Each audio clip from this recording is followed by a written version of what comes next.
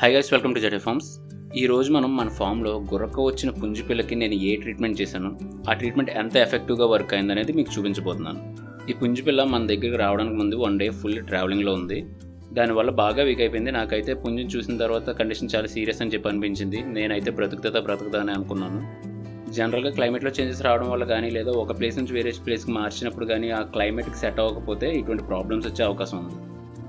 So మనుషుల్లో మనకు కూడా ఒక ప్లేస్ నుంచి వేరే ప్లేస్కి వెళ్ళినప్పుడు అక్కడ వాటర్ పడకపోతే మనకి జలుబు చేయడం అటువంటివి జరుగుతుంది కదా. అలాగే కోళ్ళల్లో కూడా క్లైమేట్లో చేంజ్ వచ్చినా కానీ, లేదా అది ఉండే ఎన్విరాన్మెంట్లో చేంజ్ వచ్చినా కానీ ఒక్కొక్కసారి దానికి పడకపోతే ఇటువంటి గురక లాంటి కంప్లైంట్స్ వచ్చే అవకాశం ఉంది.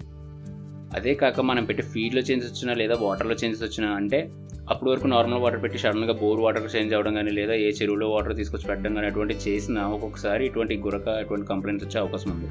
మీరు ఇక్కడ ఉన్న పుంజుని చూస్తే గురక వల్ల అది ఊపిరి తీసుకోలేక నోరు ఎప్పుడు అలా తెరిచే ఉంచుతుంది. అది కూడా కాక నోట్లో అంతా జిగురుగా ఉందన్నమాట.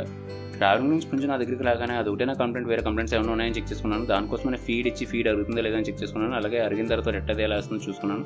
లక్కీలీ ఫీడ్ అది బాగానే అరుగుతుంది, వేరే కంప్లైంట్స్ కూడా ఏం లేవు. సో పుంజు కండిషన్ చూసిన తర్వాత చాలా వీక్గా ఉండడం వల్ల వెంటనే ట్రీట్మెంట్ స్టార్ట్ చేయాలని డిసైడ్ అయ్యాను. సో ట్రీట్మెంట్లో భాగంగా ఫస్ట్ మన దాంట్లో దేనికి కంప్లైంట్ వచ్చినా కానీ దాన్ని ఐసోలేట్ చేసుకోవాలి. అంటే వేరే వాటి దగ్గర ఉంచకుండా దాన్ని సెపరేట్గా ఒక చోట వేసుకోవాలి. సో నేను అలాగే దీన్ని సెపరేట్ చేసుకున్నాను. సో మన పుంజుకున్న కంప్లైంట్ గురక. సో నేను గురక్కి థైలోసిన్ మెడిసిన్ ఉన్న జెంటిల్ అనే ఇంజెక్షన్ వాడతాను. సో దాంతోపాటు యాంటీబయాటిక్ అనే ఎండ్రోఫ్లాక్సిన్ ఆరల్ సొల్యూషన్ అంటే ఎండ్రోవిట్ కూడా వాడతాను. ఫస్ట్ ఒక ఎంటీ సిరెంజ్ తీసుకుని అందులో 1 ml ఎండ్రోఫ్లాక్సిన్ ఆరల్ సొల్యూషన్ తీసుకున్నాను. జనరల్గా నేను 0.5 ml తీసుకుంటాను, బట్ ఇక్కడ పుంజు కండిషన్ చాలా సీరియస్గా ఉంది కాబట్టి 1 ml తీసుకున్నాను. పుంజు కండిషన్ సీరియస్నెస్ని బట్టి 1.5 ml 2 ml కూడా తీసుకుంటాను. సో ఇది ఓరల్గా ఇస్తాను, అంటే నోట్లో వేస్తాను.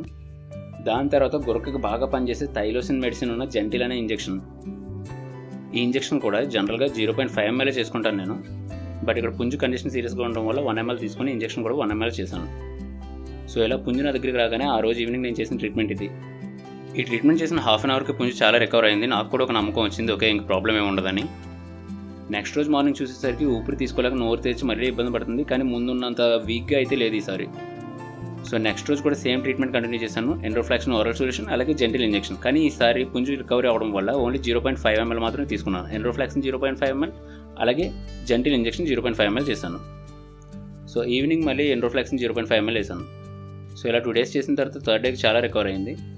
ఆ తర్వాత మళ్ళీ మా ఏరియాలో వర్షాలు అవి బాగా ఎక్కువ రావడం వల్ల 2 days మళ్ళీ దానికి ఏ ట్రీట్మెంట్ చేయడం కుదరలేదు. బట్ పుంజు కండిషన్ అయితే గురక తగ్గలేదు, అలాగే పెరగలేదు.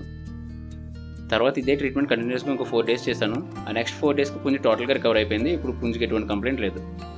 నేను ఇంజెక్షన్ చేసినప్పుడు గమనించుంటే ఫస్ట్ రెక్కకి చేశాను, ఆ తర్వాత నేను కూడా కాళ్ళకి చేయడం మొదలుపెట్టాను. ఎందుకంటే నేను ఫస్ట్ రెక్కకి చేసిన తర్వాత అది కౌక్కుపోయింది, దెబ్బలా అయిపోయింది. సో దాని తర్వాత నేను కాళ్ళకి చేయడం మొదలుపెట్టాను. మీరు కూడా ఒక ఏరియాలో ఇంజెక్షన్ చేసిన తర్వాత ఆ ఏరియా పచ్చగా అయిపోతే కనుక ఆ ప్లేస్ని కాకుండా వేరే ప్లేస్లో ఇంజెక్షన్ చేయండి. ఇంజెక్షన్స్ జనరల్గా రెక్క దగ్గర, కాళ్ళ దగ్గర, అలాగే చెస్ట్ దగ్గర కూడా చేయొచ్చు. సో ఈ ఇన్ఫర్మేషన్ మీ అందరికీ చాలా యూజ్ అవుతుందని చెప్పి అనుకుంటున్నాను. యూజ్ అయితే షేర్ చేసి, లైక్ చేసి, కామెంట్ చేయండి. అలాగే నా ఛానల్ సబ్స్క్రైబ్ చేసుకుని ఇలాంటి మంచి వీడియోస్ ఇంకా చేయడానికి నన్ను ఎంకరేజ్ చేయండి. Thank you.